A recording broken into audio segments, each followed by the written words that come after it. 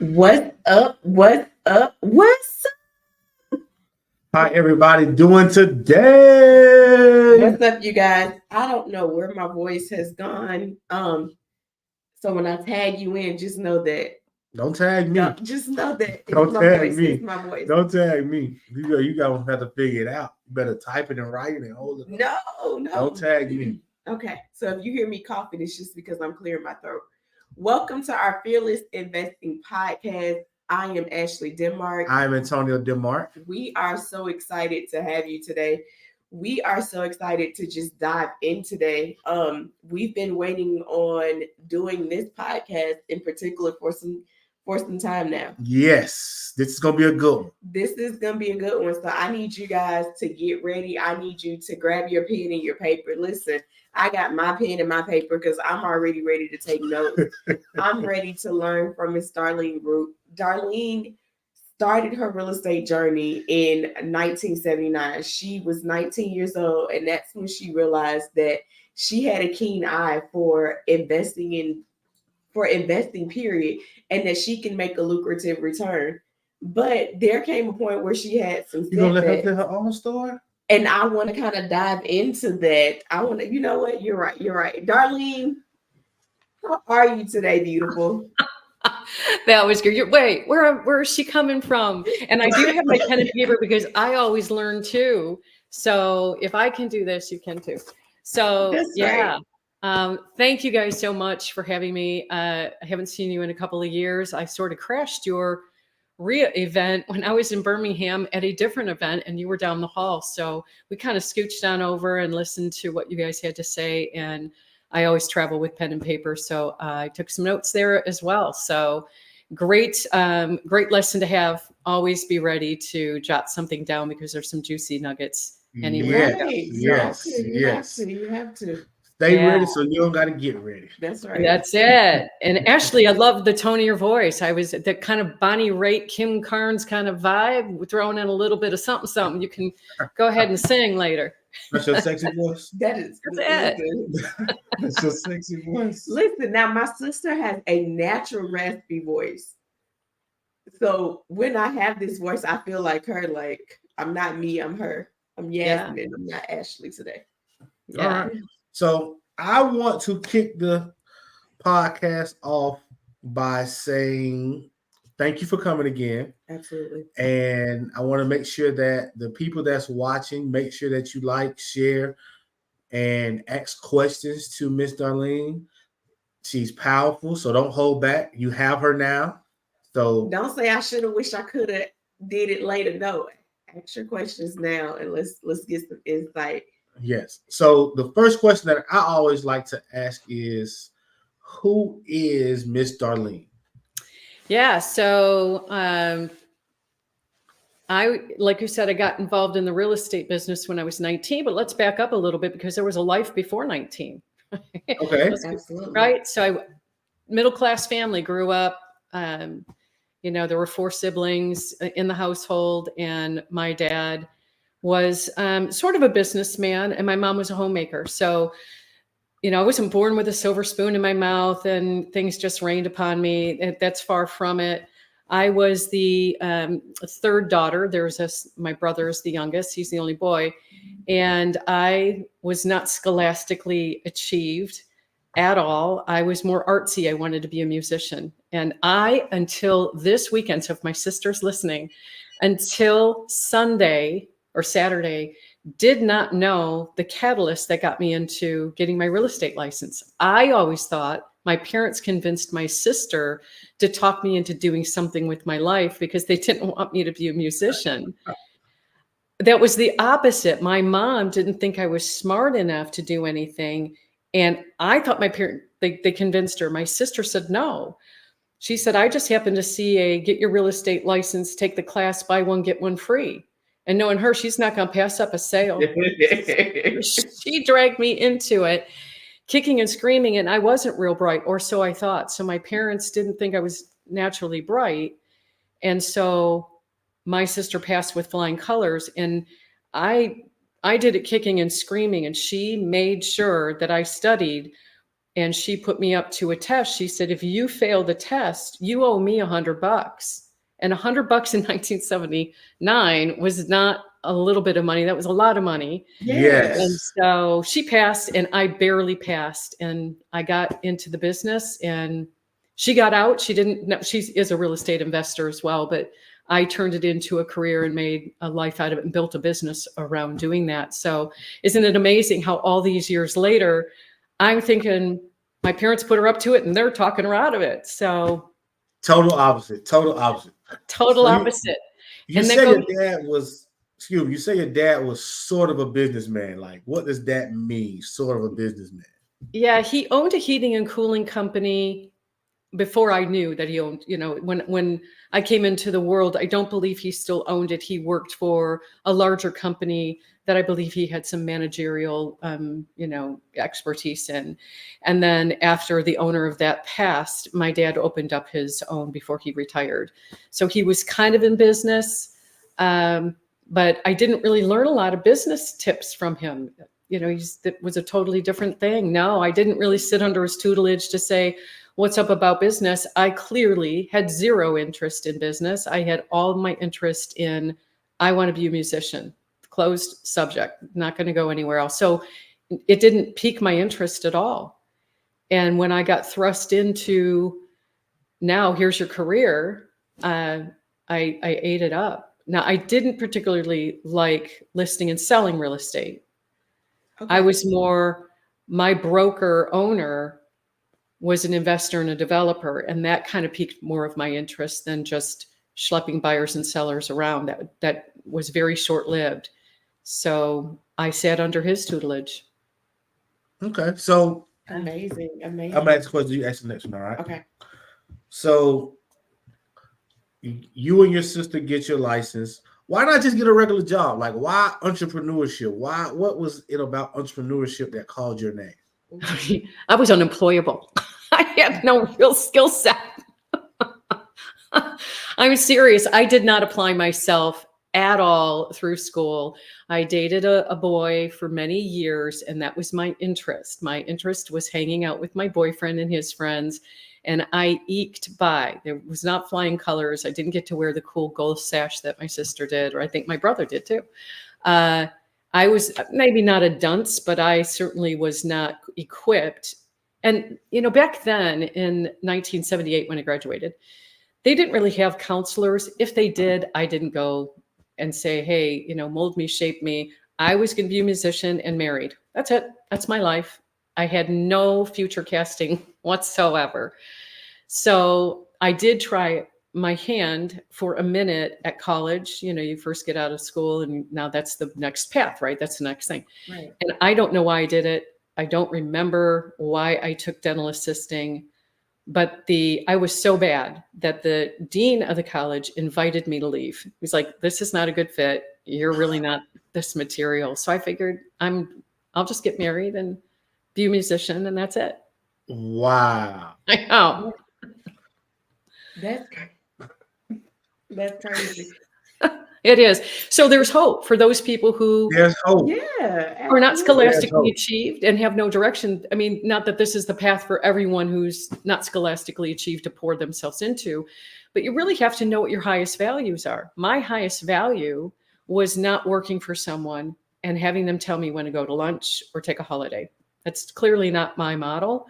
I wanted to be able to hoe my own row and say, I'm going to eat when I'm hungry. I'm going to go in when I wake up.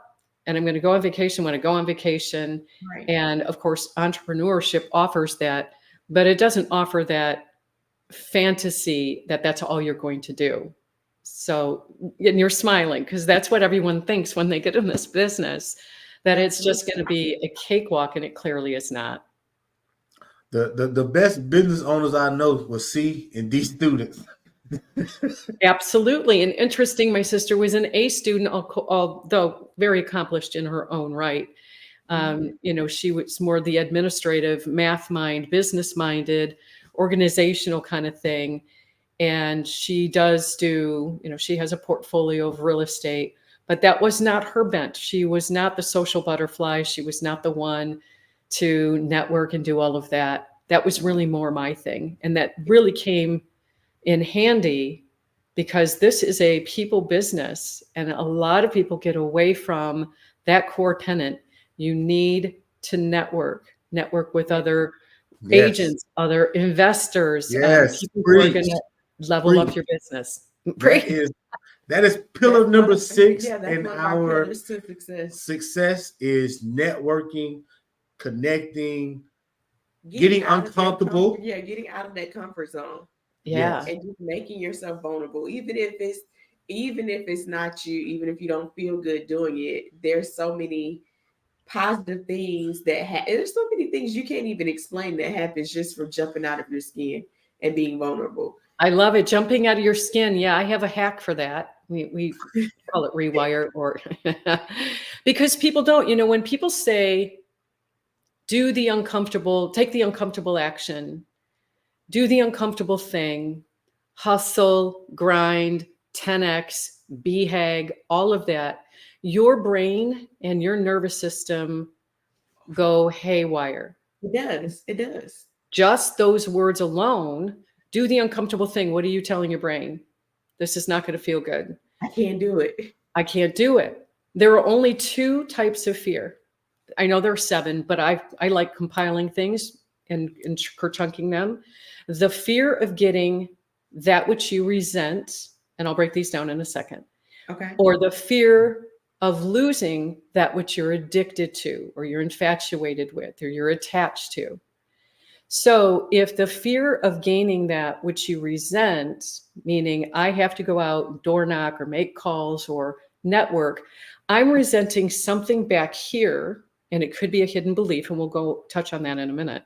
Okay. Something happened to where you had rejection, and it's probably hidden in your belief system. 95% of our beliefs are in our subconscious. So we have the conscious, the subconscious, the superconscious, and the collective consciousness. So the 90 to 95% of our beliefs are hidden, what I call below the fold. It's beneath. So when you get this, I can't get on that phone, or I can't go shake that person's hand, or I can't do that, it is because something happened in your past that you need to, and I'm going to use the word rewire, and I'll explain what that is in a minute. You need to rewire that perception and that belief. And when you do, doing it may still feel a little uncomfortable, but you're not going to get a sympathetic nervous system response, and your brain isn't going to go into fight, flight, freeze, or fawn. So resenting, gaining that which you resent, which could be rejection, or losing that which you're addicted to, is your protection, your security. I need to be in my cocoon. I want to hide behind doing social media posts and all of that. You're addicted to hiding behind the type chat GPT 4. Yes. Right? You're not going to get there, chat GPT 4. It's not coming along with you. They're not going to go face to face and make that offer. They're not going to go. So you have to get over that. And there's a technique in order to do that. So just remember, fear of gaining that which you resent, or fear of losing that which you're attached to. Freedom, security, your good name. So just keep that in mind and say, okay, what exactly am I afraid of losing right now? And what am I afraid of gaining that I don't want? So just kind of keep that in mind when you guys are breaking that down. If you are watching this, which fear stops you the most? Let's talk about it. Which one of those fears stop you the most? Stops me the most. Resentment stops you the most? Yeah. Just not even thinking about it. Mm-hmm. For me, overall, I handle fear good.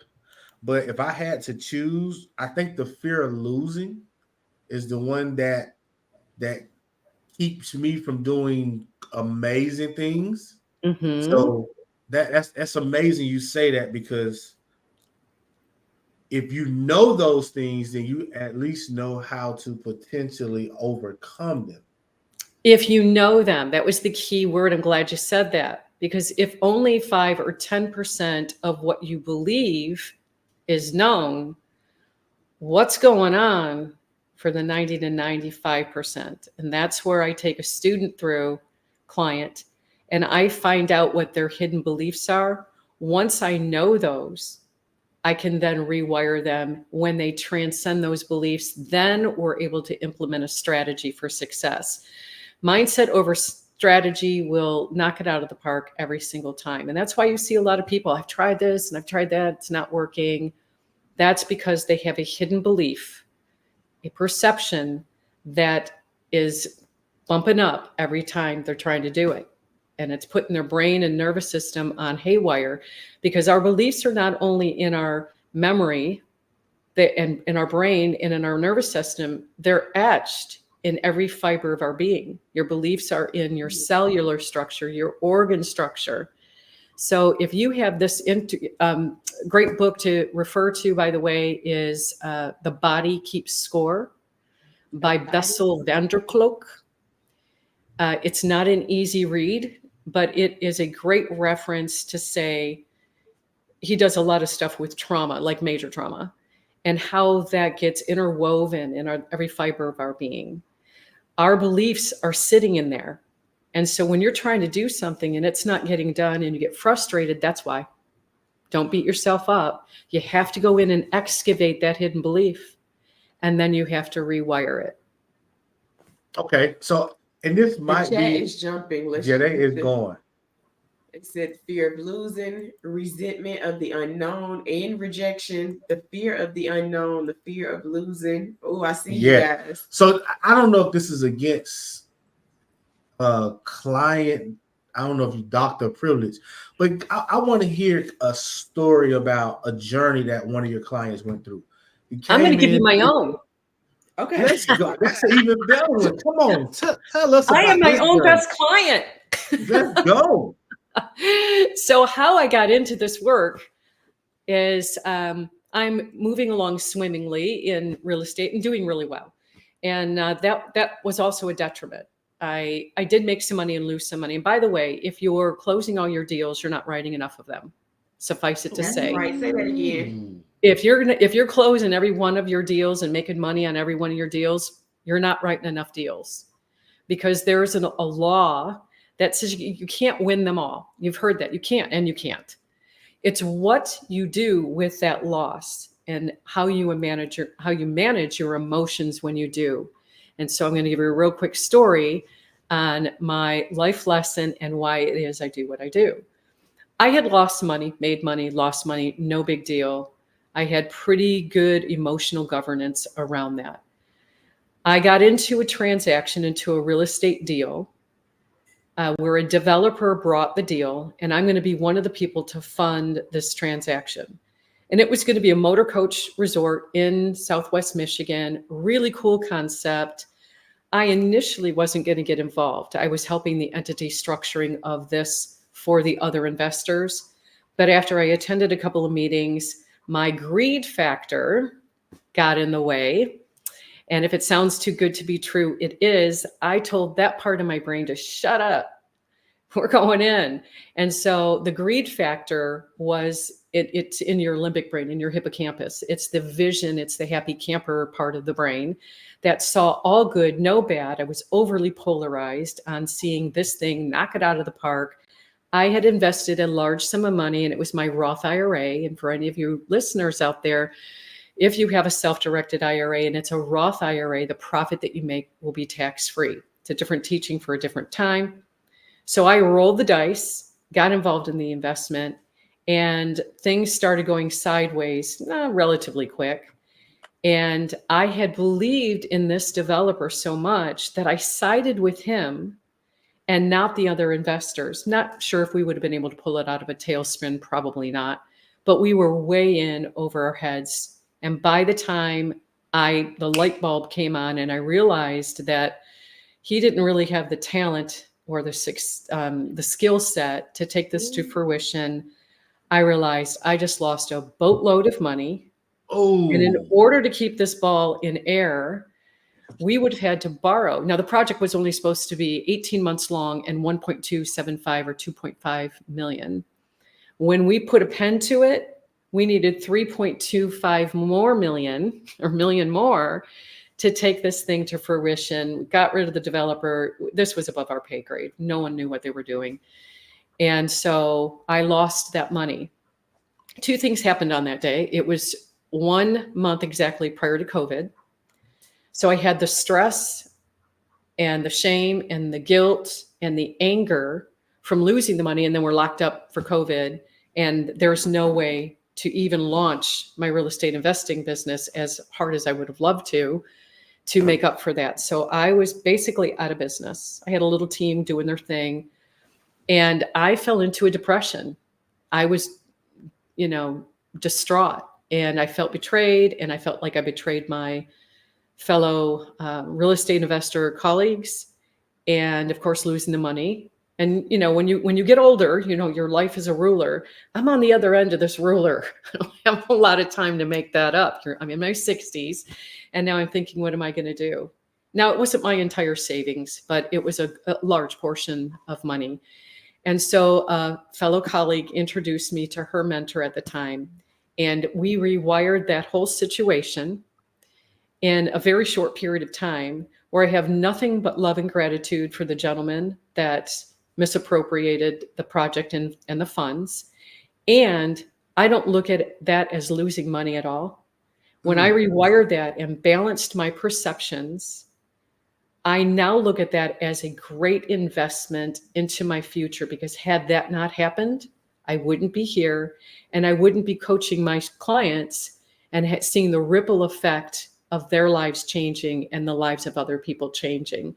So I look at it as a really large college tuition in life, but I have no animosity whatsoever, and no depression at all.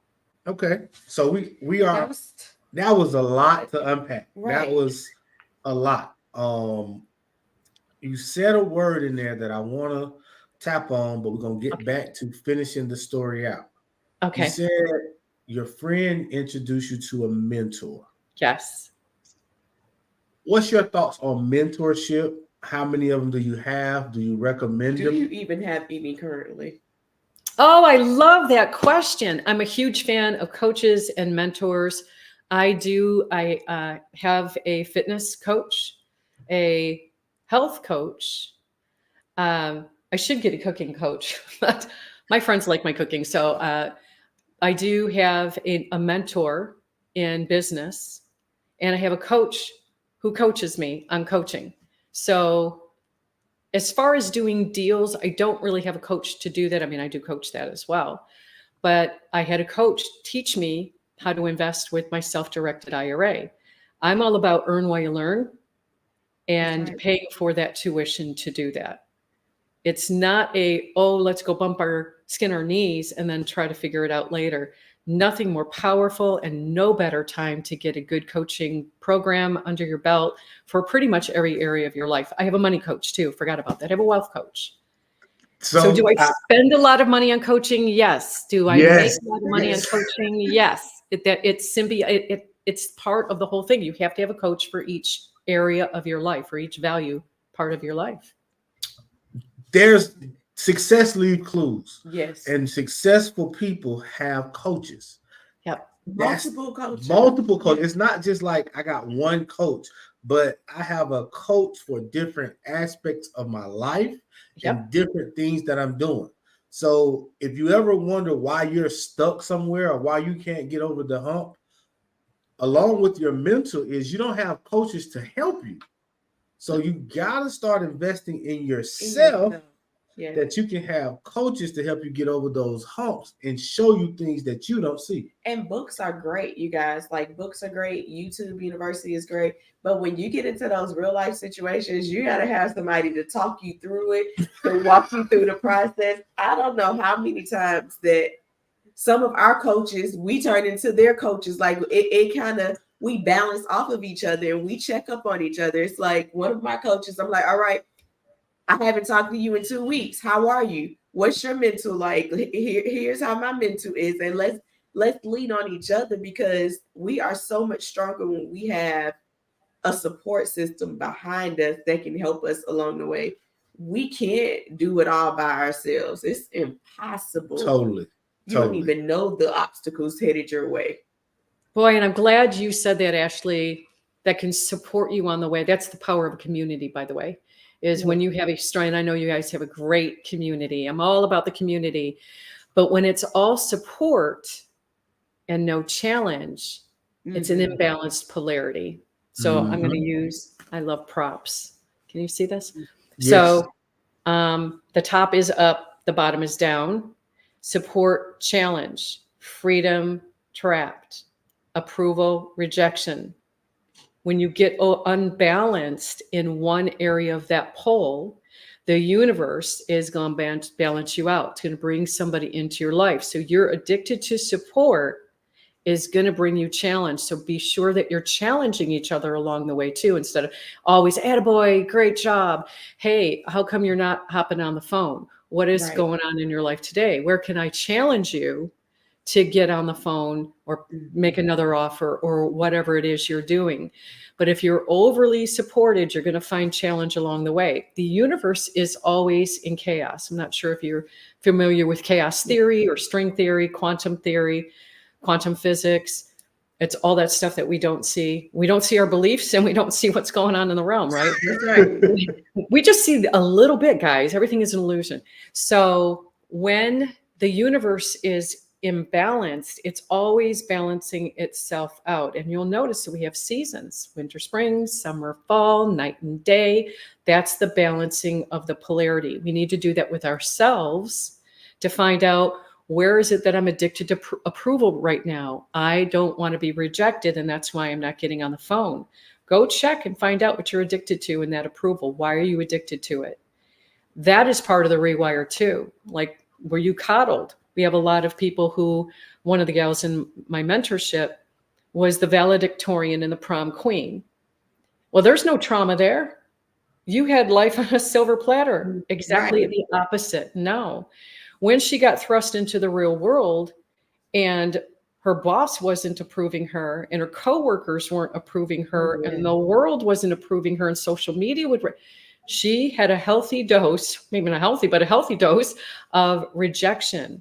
Universe will balance itself out. If you're always seeking for the happy, happy, happy, your addiction to being happy all the time is going to cause you depression. You have to seek both in the middle. Got to be in the middle, balance it out. Where am I overly supported? I don't want to get overly challenged. What are the drawbacks to being supported right now? What are the benefits of maybe being challenged right now? Bring it into balance. That's where it breaks off the charge of that polarity. That was a lot. I know when we talked a few weeks ago, we were talking about kids. We were talking about how when we grow up, we go through different phases. And those phases shape our future. Let's kind of talk about some of those things we don't even know is ingrained in us, and the reason why we act out and we do the things that we do today. I love that question. So perceptions, there's a lot to unpack here, and I'm going to keep it super light because we could be here we could do a series on just that. That's right. And maybe we will. That. So our perceptions and beliefs, our perceptions happen prior to conception. So people think, well, wait, you had a mom and you had a dad and they had their own set of beliefs. And for those of you who read Christian literature, you've heard of generational curses. So what that means is they're bringing their DNA, mom and 7 generations back and dad 7 generations back. All of that belief system is now in them and they're procreating you. So when you are conceived, you have a combination of belief systems on both sides. You're doomed already, right out of the gate. Then, while you're in your mother's womb, you're getting all of her beliefs and her self-talk, right? Everything she's saying, you're hearing. Everything your dad is saying, you're hearing. Parent, whether it's the biological dad or, the parent unit, the parental unit. When you're conceived, you have the parental unit, then your familial unit. I'm third in order. And so I had two siblings ahead of me with their beliefs and their stories. And then my brother behind me, sorry, brother, if you're listening, I think he is. He might. He has a different set of beliefs. He was also the only boy. So they wanted a boy. So, the gold dust was rained down on him. What's that song? Sprinkled starlight in his hair. So there was a different birth order and a different, parents now are getting more settled in themselves. When they had the first child, there's a different conversation going on. There's a little bit of fear about, don't drop the kid. By the time the fourth one comes out, they're like, yeah, lock the door on your way out. Lock the door. Lock the door on your way out. Call me. So now you have the familial unit. Then you get your little friends. And all of this is happening before 0 or prior to 6 years old. You have your little friends. You go to kindergarten or preschool or whatever school you're going to go to. Now you have their belief system from their people, your religious belief system, the school's education belief system. Do you see? Now you're getting, I always say, we've never had an original thought to begin with. There's nothing new under the sun. No one is original. So you get all of these beliefs. Now you go off to work. You get your boss. You get your coworkers. Then there's the political schema. You get the belief system on either side of the aisle. You are a culmination of all of those beliefs. But the ones that you really don't remember are usually prior to 6 years old. Some people say, I don't remember anything prior to 12. Some people say, I don't know what I had for dinner last night. So those are all the beliefs that are the 95% below what you're cognizant of. But those 95% is what's driving the bus every day. Right. So that's where your fears, your addictions, and I use the word addictions, it's infatuations with being approved. If you felt like you weren't approved of as a kid, because you're in a household with a bunch of kids and somebody's vying for position, then I'm going to be searching outside of that unit for approval. Wow. Does that make sense? Mm-hmm. If I had to take care of siblings because there wasn't, there weren't two parents in the household, and you're in the birth order where you're having to take care of people, you feel trapped, you're going to look for freedom. You resent being trapped. And that's why I mentioned earlier, you fear gaining that which you resent. And it's usually the 8 primary, and I won't go through all 8 primary addictions because actually there are 56 that branch off of that. But those are the addictions or the attachments that you have. I had to take care of the siblings. Now I want my freedom. I'm not going to go get a job. I don't want to be tied down. I want freedom. What they don't realize is when they get into real estate, being an entrepreneur, you're your own boss. And sometimes I'd like to fire myself. Sometimes you should. You have just traded jobs. Your boss is not telling you what to do, but you do have to still put in those hours to get this business up and running. Absolutely. And sometimes more hours than you would if you were just working a 40-hour shift. Yes. Absolutely. So, what advice would you give someone to handle kind of that subconscious, or to help them overcome some of those fears that they have, and those self-doubts and those fear of failure challenges that we have? What's some advice you would give those people that's listening that say, hey, I want to do it, I got everything in my power to do it, but I just can't do it? Yeah. So there are 2 things. One, it's not in alignment with their values. Now, there's a value discovery, a value assessment that I do. There are 7 primary values: vocation, familial, social, money, health and fitness, and down the food chain. Mm-hmm. If it's not aligned with your value system, say, for instance, your highest value, doing a value discovery, your highest value is family, and you're trying to get this business to go, you're going to want to spend more time with your family, and you're going to resent the business. Right. Because again, a lot of people get into this business because they want freedom. They want to be able to be their own boss. They have an entrepreneurial drive. They are excited about what real estate investing can offer. A lot of times they get in the fantasy part, which is actually a lot of times they get in in their fear part, their amygdala. I need to make a lot of money. So if you hear yourself saying, I need to, I have to, I've got to, you're really operating out of the fear center of your brain, your amygdala. Your nervous system is on high alert and you're in the fight, flight, freeze, or fawn state. If you can get past that, and now you're saying, well, I really, really do have a vision for this. I want the Lamborghini and I want big fat checks and I want a boat. You're still in the fantasy part of your brain, which is the I get to have those things because I show up. And when you are there, you didn't put a vision to it. At the first chance you see defeat, you're going to quit. When you're more governed in your prefrontal cortex, which is your executive center of your brain that has no emotion, when you create a mission for yourself in the business with a vision, so I get to give this, then I'll get that, that will keep you out of the fight, flight, fear, fawn, because now you have, I'm going to use the word narcissistic, and it's not in the term you're used to. You have a narcissistic part of you that wants the stuff that the business can offer. Mm-hmm. So if I want, but there isn't a give in return, which is governed, you will not go through pleasure and pain in the pursuit of that. It's only when you're governed and in your prefrontal cortex where you have your mission well-defined and what you're going to give for that is non-emotional. You'll go through pain and pleasure in pursuit of that. Your vision's going to change a lot. Your mission is pretty hardcore. It's pretty wired in there. And then I have my clients tie their value system into that mission and watch it unfold. What you visualize for yourself will come, but you have to get up, make the call, move it from your fear center to your executive center by linking that task into your highest value. I'll give an example. I do not like doing laundry. There's something about I know it's not hard. You're folding. Towels are the easiest, but I just don't like doing it.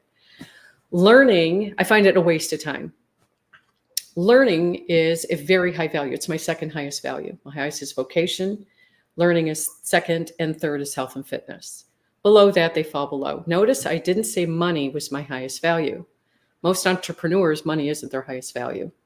Right. It should be linked into what you're doing. So what I do as a hack, when I don't want to fold laundry and I've completely run out of clothes, I then link learning to doing the laundry. So I will turn on a podcast. I will turn on a Facebook Live. I will turn on a YouTube. Now I'm doing what I don't want to do, but I've linked something that I love to do. And that is how you hack. I don't want to get on the phone. Have y'all been talking to each other? Because I feel like you've been talking to her behind my back about something. Because she just described you to a T. She did. I'm like, I hate cleaning up, but I can clean up for hours with a good book, with some music. And he hates the way I clean because I'm from one room. And before you know it, the whole house is clean because I've cleaned every room all at the same time, all while listening to music. And I don't need anyone talking to me. I just want to go in my zone and do what I do. That's exactly right.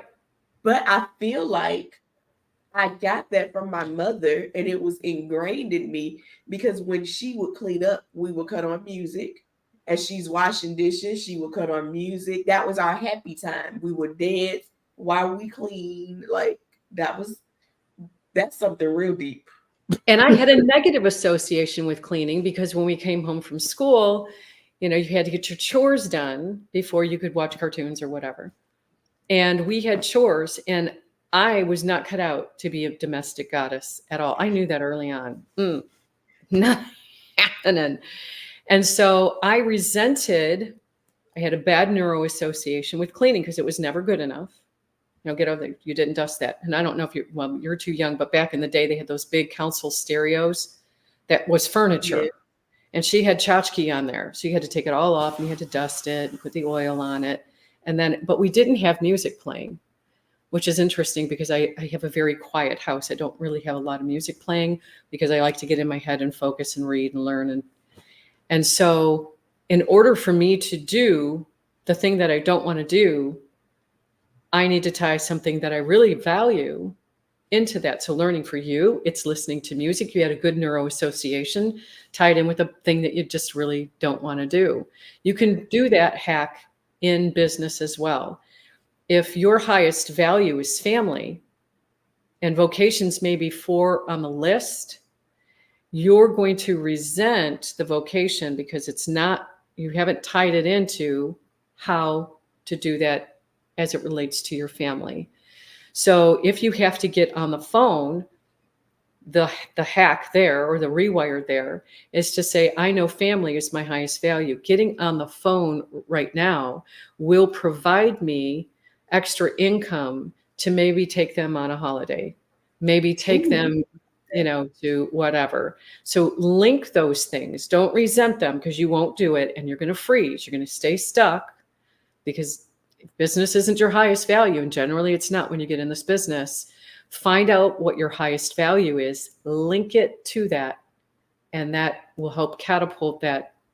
And it's not just linking it. You're going to go find 30 benefits to getting on the phone right now as it relates to your family, 30 benefits of the process. You're going to be more disciplined to actually do it again. It's going to provide an income for my family. Well, what's the benefit to the income?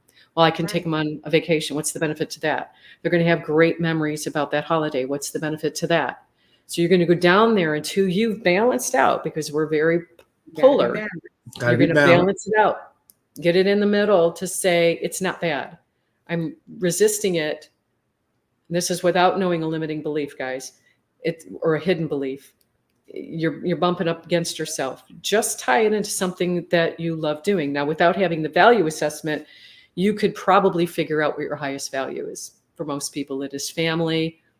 For men, it's usually work. So now you have the woman who has family as the highest value, men who have the work as the highest value. And now she's saying, you're not spending enough time with the kids and the family. And he's saying, well, I've got to go to work to provide for you guys because you shop till you drop.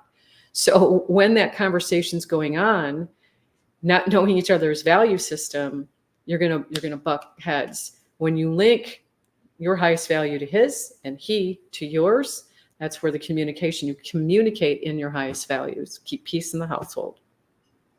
Okay. So I'm going to assume that you have a system and a process for the value test. I do. All right. So what's the best way for someone to get in contact with you if they want to talk to you about potentially going through this value test so that they can see where they are? Yeah, so let me explain that. So I do a value assessment and an identity assessment because you cannot be a millionaire with a thousandaire mindset. So I do you will find out your identity by doing that. And then a belief inventory. Those 3 things are sort of the platform on which I stand. Once you find those hidden beliefs, then I can go in and rewire those. My contact information is darleneroot.com. And right now I'm going to be doing an event at the end of April, and I'll post the dates tomorrow for that event. And you're more than welcome to come. It's a 2-day event where we go through this whole thing. So when you walk away, you're going to have an actual strategic plan after you rewired some stuff. Again, mindset before strategy. Wow. I love it. Make sure you tag me and let me know when that is, because I would love to share it. Yes. I would love to promote it. Absolutely. This is beyond powerful. Like, I just analyze the things that I do. So like when you said you don't remember stuff up to a certain age, like that's me. Like, and because like I can probably say about, like you say, 6 and before that, I have no recollections of what happened in my life. But that's because there's an incident that happened. There's trauma that he pushed to the back. So remembering things is hard. Yes, it is. And it's because he's pushed so much of that to the back of his head. Even when we talk about it, you can see like new parts of it appear. And it's like, oh, wow. Okay. I didn't know that happened. And I didn't know that happened. I tell everyone we're all 6 years old in bigger bodies. We are just all 6 years old. walking around in our trauma root experiences. I love the word root experiences because my last name is Root, so it's easy for people to remember. Our situations, and when you don't remember them, a trigger, whenever you're triggered, that is calling up something from your past. And that needs to be identified because you haven't balanced out the perceptions. And that's all rewiring is, by the way. It's balancing perceptions and beliefs because we're so polarized that we can't see the other side. The technique is systematic questions that I ask to bring that into balance. It breaks off the charge of that polarity to where you can see both sides and that you have love and gratitude in the middle. When you have love and gratitude, which aren't emotions, by the way, in this sense of the word, they're states of being. When you can have love and gratitude for getting ripped off, for, losing a boatload of money, failing, whatever, when you can have love and gratitude and you can see the order and the whole thing, that's when you know you've been rewired. People used to say, you're going to get the same thing over and over again until you learn from it. That is not true. You're going to get the same thing over and over again until you learn to have love and gratitude for it. That's what breaks off the charge. That was powerful. Say it again. Say it again. Okay. So, the old adage, you're going to get the same lesson again until you learn from it.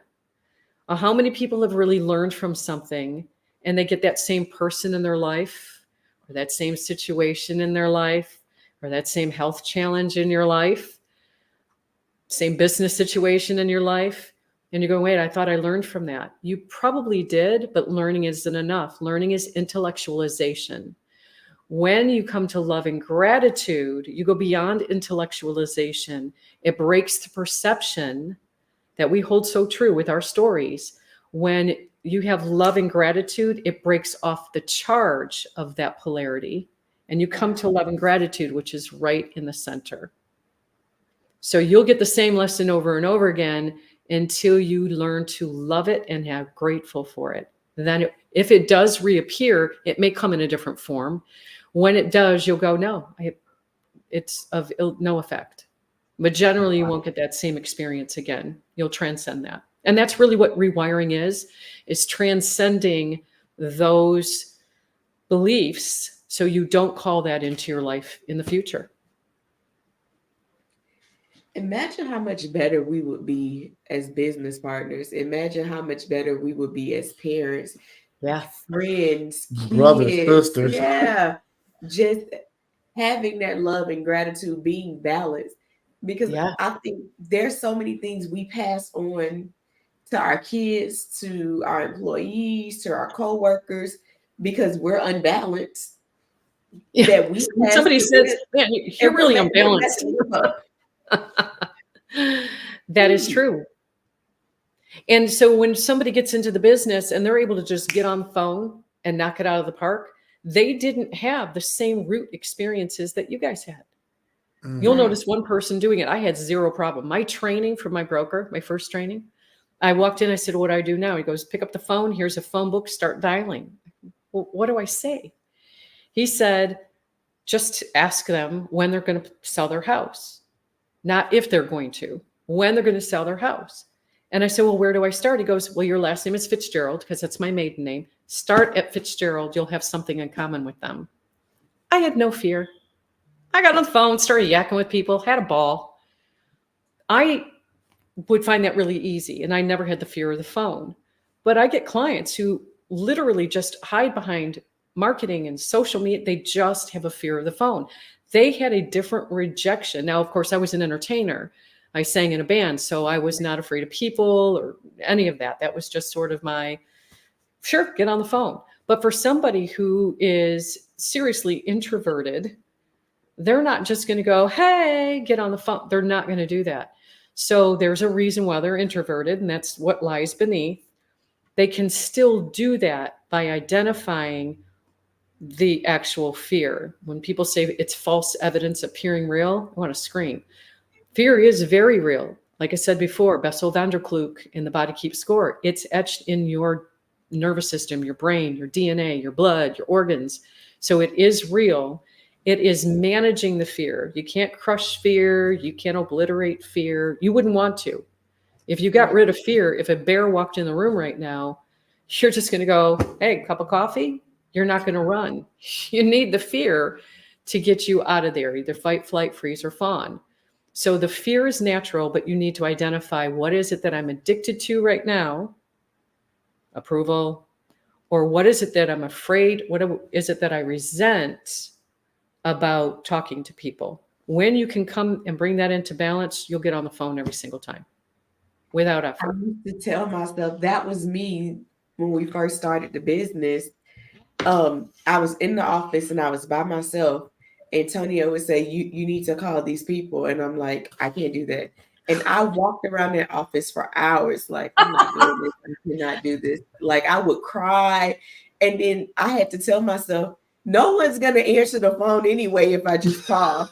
So let's just get them all out. No one's going to answer. You have 10 calls to do, knock them out. You may talk to 2 people. How bad is that?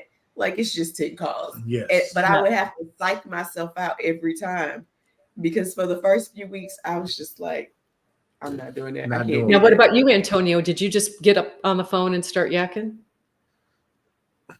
No, I think he just delegated it. Yeah, I didn't do it. I just gave it to my sister, and I was like, "Hey, call them people."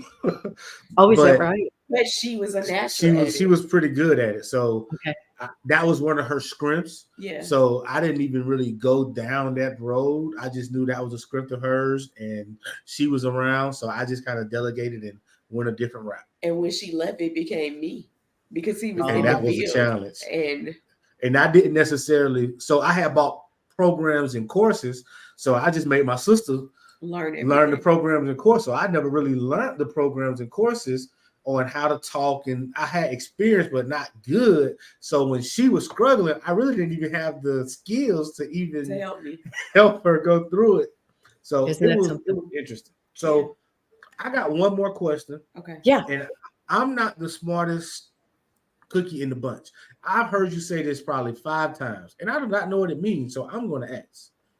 I hear you say fight, flight, fight, break. I don't even know what it means. Like, so just tell me. The last one that stops me. Fun. This is the one. This is the fear component, and it stops people in their tracks. So your amygdala, it's that part of your brain that is keeping you alive. So your brain doesn't care whether or not you're successful, folks. It's not wired for success. Your brain is not that part of your brain. It is wired to keep you standing up straight and running if something is a threat. It's the thing that keeps you eating. It's procreating.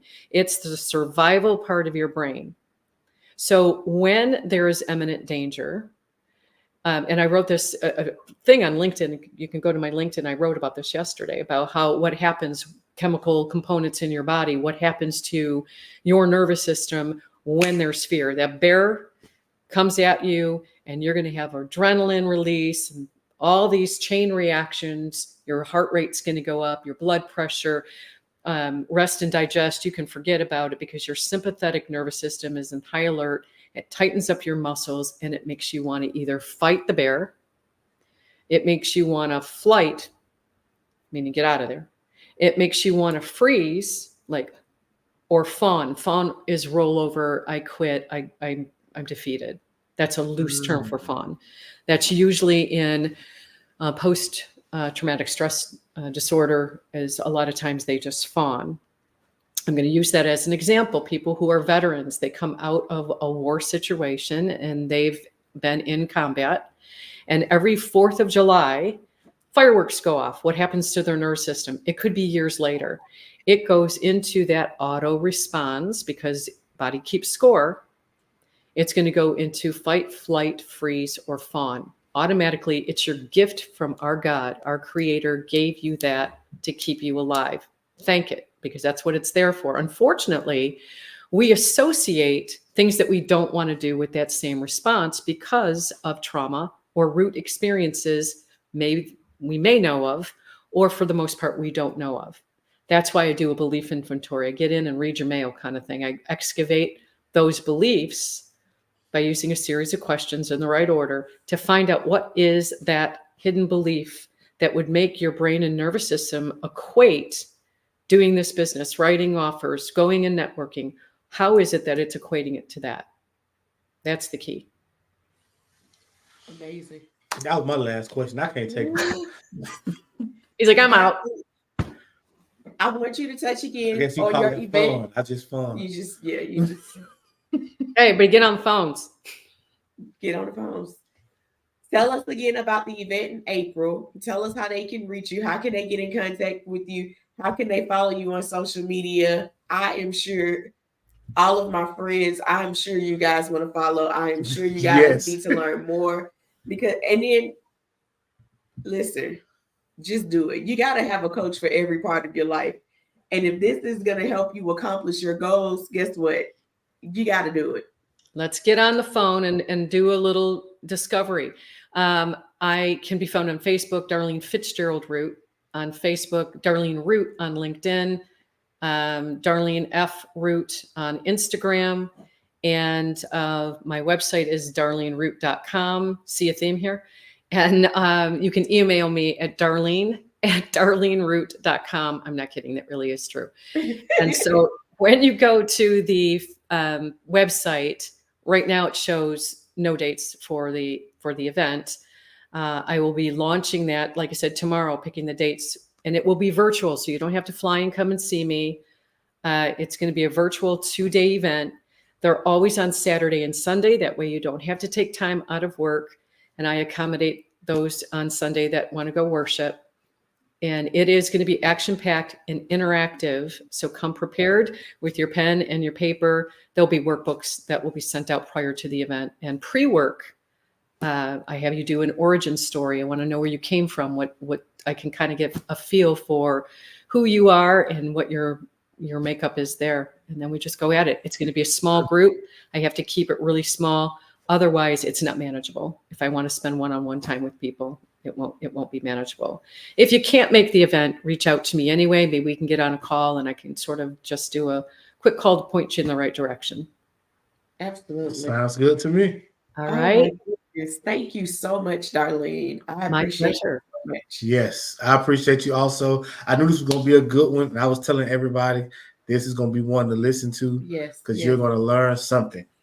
And hopefully everybody learned something. 1 or 2 things that will help them overcome them fears or deal with those things that are in our past that we don't know about. Or that we just push to the back of our heads. So thank you very much. I'm sure that we are going to be having some more conversations about this and diving deeper into it because I want to get my value and my what's the other one? Your identity, your values, your identity, your beliefs, your mission, your vision, and then down the line. So it's just I want to get my stuff in line because I think I might be a little cross-eyed. Well, we'll get you uncrossed. How's that? Yes. That's right. All right. Thank you very much. Love you guys. Thank everybody for coming. Absolutely. If you are not following Ms. Root, please go follow her and show her some love for coming on the Fearless Investor Podcast. Love you guys. Thank you so much for having me. Thank you guys for tuning in. Looking forward to reaching out to you. Yes, thank you. Thank you. All right. Bye for now. Bye.